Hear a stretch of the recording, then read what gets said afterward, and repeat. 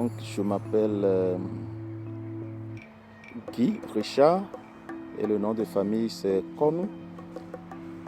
J'ai passé mon enfance au Togo dans une préfecture qui est appelée préfecture d'Agou. Mon papa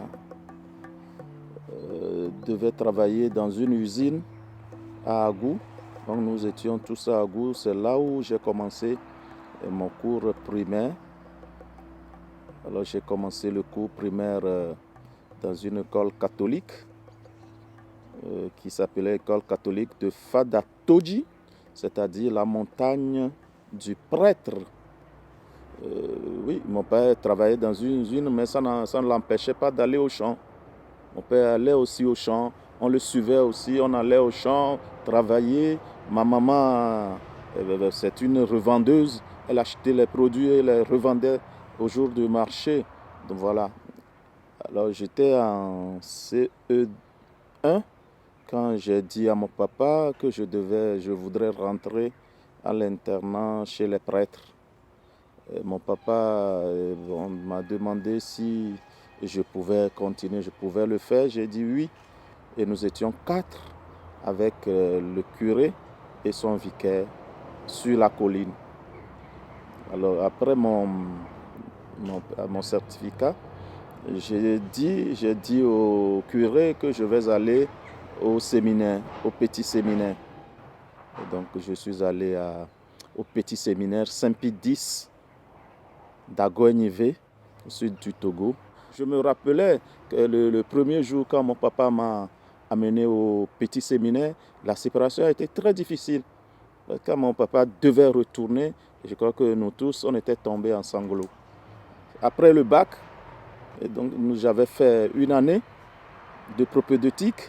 Et donc à l'issue de cette année que l'Église m'a autorisé à avoir accès au grand séminaire Saint-Jean-Paul II de Lomé. Vous devez passer d'abord 3 années de philosophie. Après les 3 années, vous devez rentrer chez un curé, faire une année encore de discernement. Est-ce que vous avez les prérequis? Est-ce que vous avez la capacité de devenir prêtre? Je suis retourné au grand séminaire, continuer la théologie qui devait durer 5 ans. Puis après, vous écrivez une lettre à votre évêque lui demandant de vous ordonner diacre.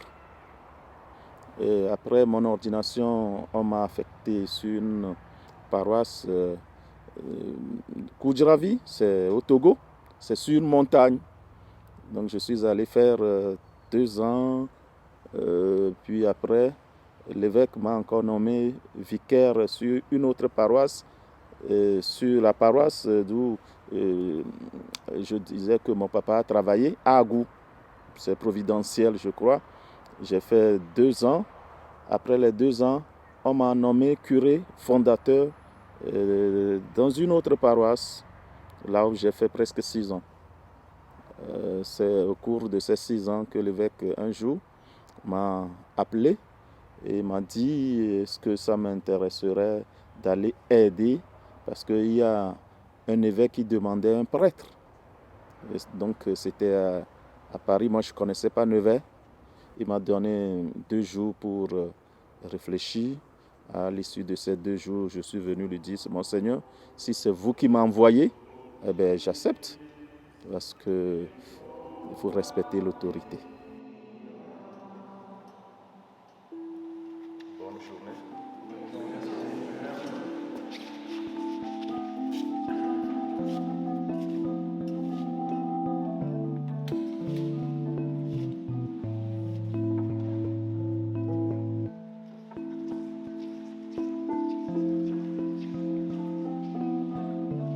Le dernier souvenir que je pouvais, c'est la septembre, je devais quitter ma paroisse, là où j'ai été un curé fondateur.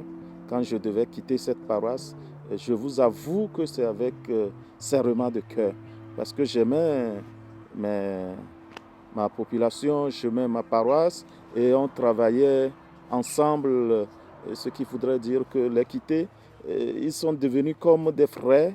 Et on travaille comme moi étant curé, et puis on était tellement habitués, et même maintenant me séparer d'eux était vraiment très difficile pour moi. Tu es venu régulièrement en France avant d'être nommé à l'USI. Oui, oui, Ouais. oui, Et tu effectuais des remplacements, c'est ça, tu m'as oui, dit. oui. Ouais. J'effectuais des remplacements, notamment dans le diocèse de Meaux. Oui, Vous connaissez Ferté-Gaucher? ouais, Oui, je suis resté là. Et puis à Boussy-Saint-Antoine, ça c'est une banlieue de Paris. d'accord, ouais, Oui, et puis vers Juvisy, ouais. vous connaissez tout ça là, je crois. Dans la Voilà, région parisienne c'est aussi, dans oui. la région, oui, oui. Voilà, je restais dans ces paroisses en remplacement pendant l'été. Voilà, donc j'arrivais ici en 2021. Et là, tu es nommé à l'USI Mhm. en pleine campagne. Voilà. Ouais. Est-ce que ça a été une découverte pour toi, cette campagne française? Oui, c'est une découverte pour moi, mais moi, je sors aussi de la ruralité. Oui, Ah, oui, donc je ne suis pas tombé des nues parce que déjà, chez moi, je vivais dans la campagne. Il y a les agriculteurs, il y a des éleveurs oui, aussi au Togo. Alors, mais je viens ici, je retombe dans la même condition d'agriculture et d'élevage. oui. Donc, ça ne me dérange pas. Ça ne m'a pas dérangé. Ça ne m'a pas choqué non plus. La vie au Togo, je pouvais dire que jusqu'à présent, les gens travaillent au champ avec la houe, la daba, le coupe-coupe. Ils n'ont pas les machines nécessaires pour travailler la terre. Ce qui fait que ce que la terre doit donner ne peut que subvenir à leur subsistance. Ils n'ont pas de grand rendement. Alors qu'ici, en Europe, ils ont des machines. Il y a une seule personne qui a 50 hectares à cultiver. Vous voyez? Alors qu'en Afrique, c'est avec la main. Mais ce que moi j'ai aimé ici, les gens sont entre guillemets humains. Les Oui. gens, ils sont aimants. Et Oh, puis mon intégration n'a pas été difficile. Et je me suis senti vite accueilli parce que les gens m'attendaient, les gens m'ont aidé à... C'est pratiquement eux qui ont préparé mon appartement et moi, j'ai rien fait. Et je suis arrivé, il y a d'autres qui sont appelés à faire mon lit, à faire ceci parce que leur prêtre arrive. tu es un prêtre noir Si, qui arrive dans la campagne française. Est-ce que tu as senti du racisme ou du rejet de par ta couleur ou de par aussi ton accent non, euh, je ne l'ai pas senti. Et plutôt, c'est le contraire. J'ai senti que les gens se sont plus intéressés à moi en tant que venant d'une autre culture pour euh, ajouter à ce qu'ils étaient. Ben, je vais vous dire, lorsque tu commences à croire à la grandeur des autres, tu ajoutes toujours à ce que tu es. Voilà. Donc, c'est ce que les autres, ils ont su, ils ont su faire. Ils ont rapidement cherché à ajouter à ce qu'ils étaient, à, en m'approchant, en me demandant, mon père, comment ça se fait chez vous? J'ai dit, ben, c'est comme ça si vous voulez. Et moi, c'est comme ça se fait. Par exemple, la fête, euh, la fête du Christ roi. Mhm. Chez nous, en Afrique, on se promène avec le Christ qui est dans l'ostensoir. On se promène, c'est une grande pompe, c'est une grande fête. Mais ici, ça ne se fait pas de la sorte. Alors, mon père, comment ça se fait? J'ai dit, voilà comment ça se fait chez nous, la fête du Christ roi. Nous, les prêtres africains, du moins à Lomé, au Togo, on se promène dans la ville ou dans le village avec l'ostensoir et puis avec un grand respect au Christ. Alors, l'année passée, comment ça s'est fait? comme ils n'étaient pas avertis, on l'a fait dans l'église. D'accord. Donc à la fin de la messe, je me suis promené avec le Christ roi dans l'église. Voilà. Donc ils ont bien aimé. Hmm. La religion en France, en Europe, en France spécialement, dans le diocèse de Nevers, en décrépitude, s'il faut l'appeler, s'il faut dire. Parce que ça disait que vous avez atteint votre summum et maintenant vous dégringolez. C'est le contraire en Afrique.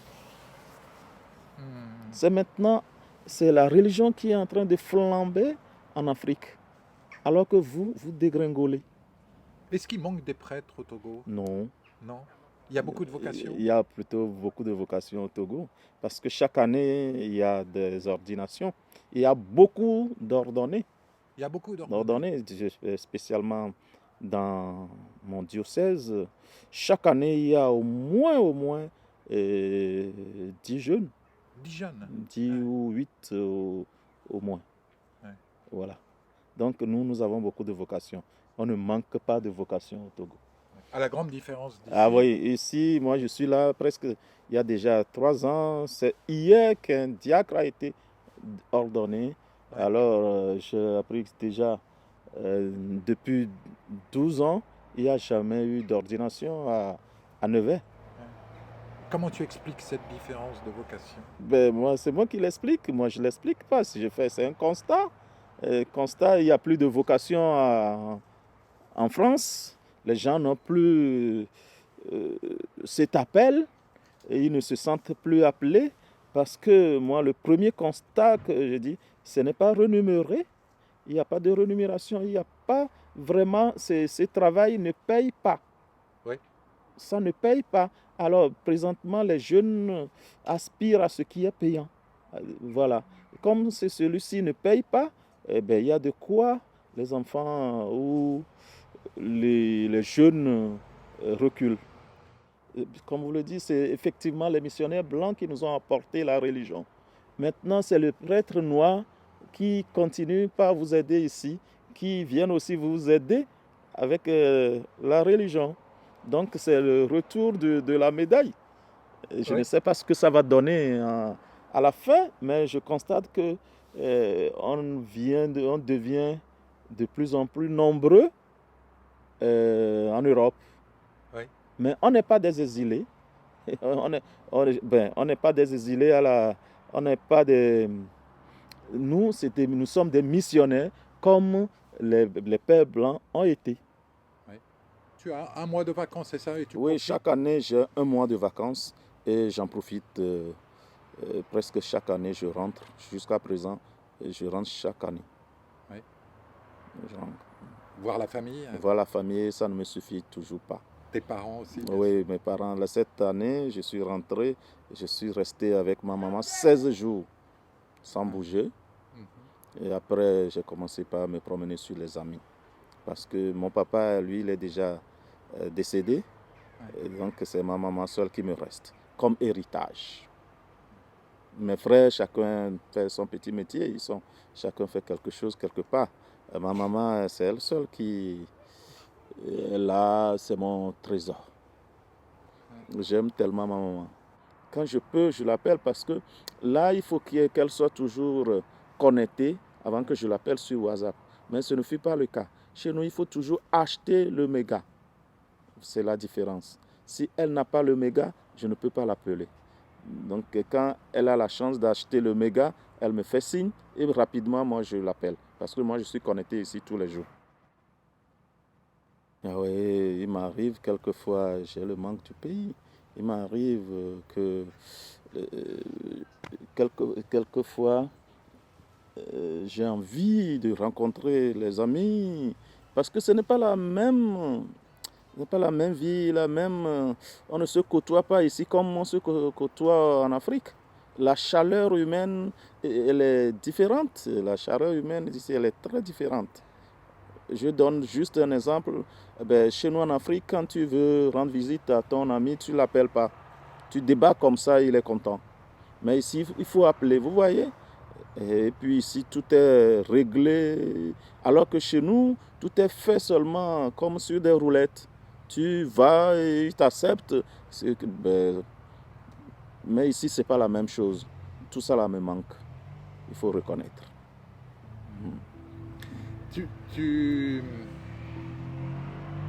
Tu envisages quand tu le pourras de retourner au Togo? Ah oui, je suis venu servir ici. Après le service, je rentre chez moi. Quoi que coûte le temps que je passe ici.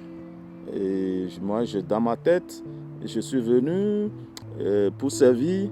Et puis après le service, je rentre chez moi. Je ne vais pas rester quand même ici. Et voilà, je ferai mon travail et puis je retournerai chez moi. C'est ce qui est dans ma tête.